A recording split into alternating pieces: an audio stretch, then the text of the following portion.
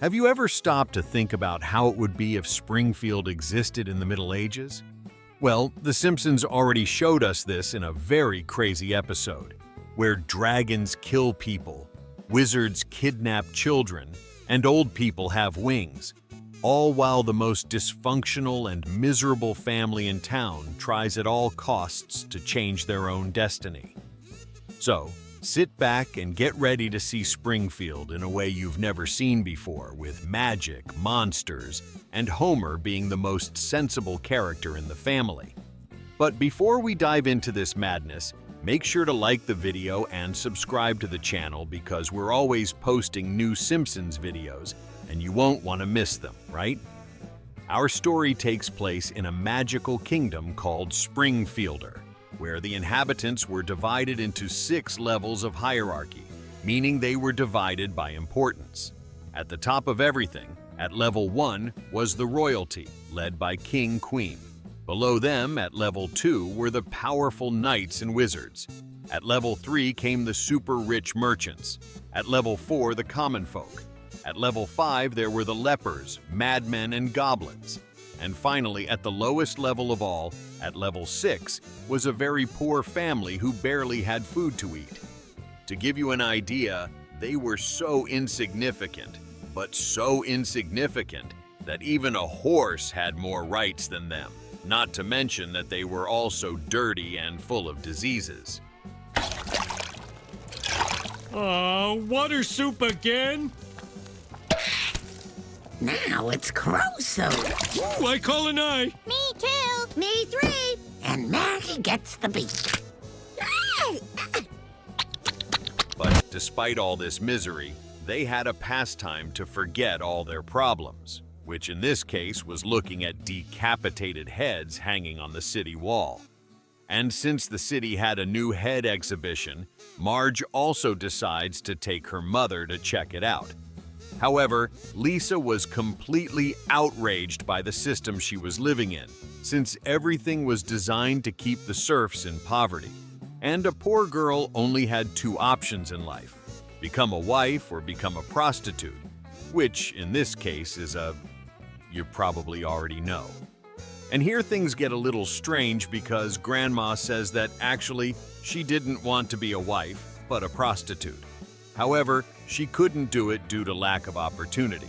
And if you think this is weird, prepare yourself because it gets a little worse. Because trying to console her mother, Marge gives her a rather questionable piece of advice. It's never too late. Everyone ends up being someone's weird fetish. Who gives advice like that to their own mother? Pretty sharp. See how the heads of rich people get the tallest pikes with the best view? It's so unfair. I told you to lay off feudalism. It's the only system we know. We have no choice about it, and therefore it's the best. The system is designed to keep us down. That's not true. In a great country like ours, a poor girl can grow up to be anything she wants. A wife or a harlot, and that's it. I want her to be a harlot, but it's all who you know. It's never too late. Everyone is somebody's weird fetish. But anyway, the fact is that Marge notices that her mother's hand was frozen, and fearing it might be a serious illness, she rushes her to the doctor. And that's when they find out that the old woman had progressive frostbite, a disease that could only be caused by a bite from an ice walker, a ravenous creature that hated the warmth of the living. The old lady had contracted this disease because she had gotten involved with one of these creatures. And according to the doctor, unfortunately, she would die in a little over a week because there was only one cure for this disease: a magical fire necklace, which was way too expensive for a serf to afford. In other words, the old woman was doomed. Fresh! I'm sorry, baby. I know I screwed up, but you gotta give me another chance. I love you. She's 900 years younger than you, you pervert. I like 'em young. That ain't no crime. But Marge refused to accept this and wanted to do whatever it took to save her mother. But unbelievably, Homer was the most realistic character in the story and knew it was practically impossible for them to buy the necklace. Though I also think he might have just wanted to kill his mother-in-law. But anyway, Very emotional about the whole situation, Marge kicks Homer out of the house and tells him she'll leave him if he doesn't get the money to buy the necklace. This is my mom's life. This family will do whatever it takes to keep her alive. Is that understood? Of course, of course. Good, Good. good.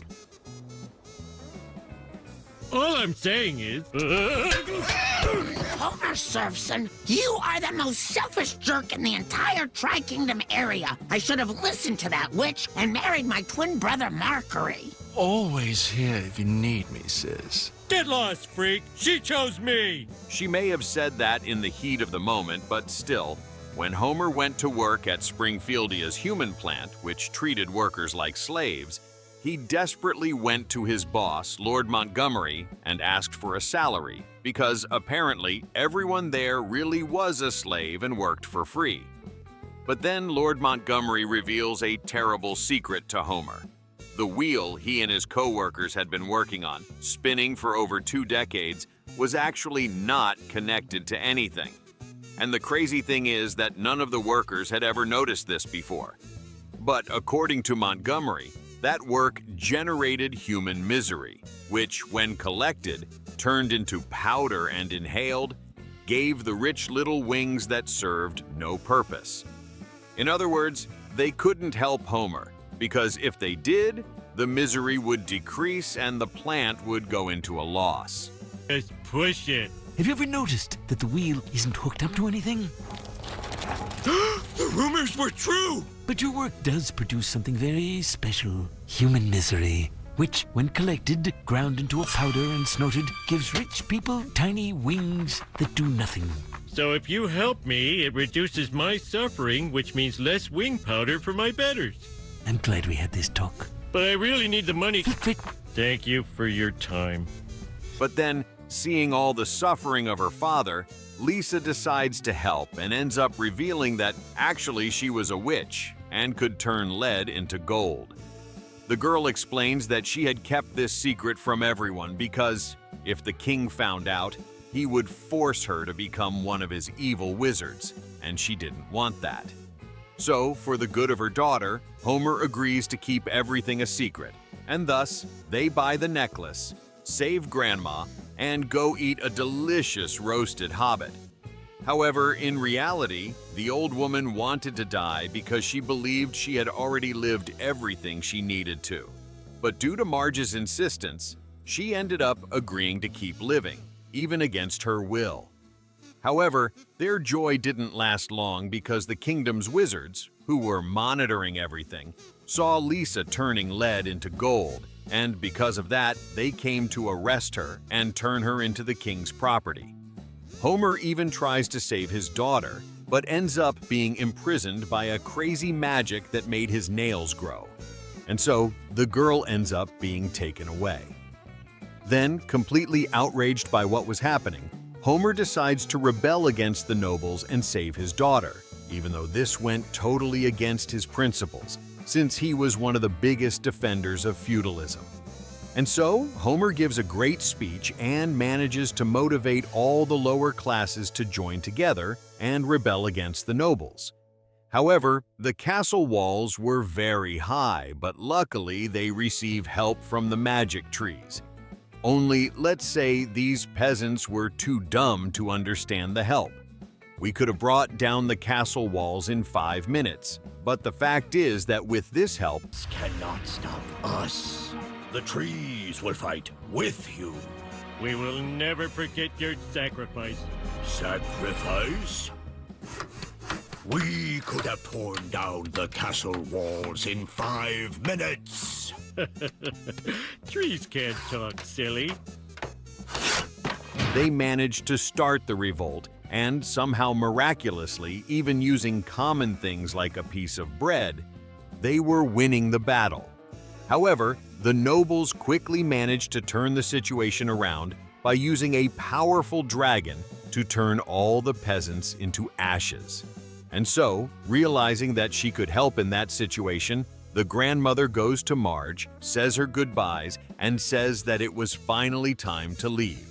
And so, she takes off her necklace, turns into ice and jumps straight into the dragon's mouth, killing it and putting an end to the entire battle. Very happy, Homer climbs onto the dragon and announces the victory. After all, the beast had died, the nobles had fallen, and he had a daughter who could turn lead into gold. So he couldn't want anything better.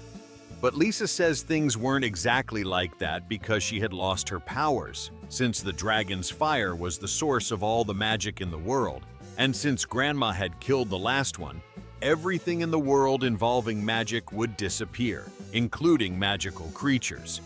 But very motivated, Lisa explains that now they could use science to improve the world and provide better living conditions for everyone.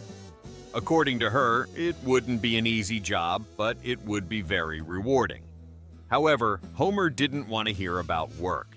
He wanted a daughter who could turn stones into gold, and so this crazy guy simply finds a way to resurrect the dragon and return all the magic to the world. Flowers. Or, as long as Grandma lives on in our hearts, then she's never truly gone. Until we die, then it's like she never existed. And someday, no one will remember you or anybody. Yeah, Homer is really lazy, but leave a comment telling me what you would have done if you were in his shoes. Would you have acted the same way, or would you have left the world without magic? Leave it down below, I want to know. And if you liked the video, check out this other one. Go over there to see it. It's crazy.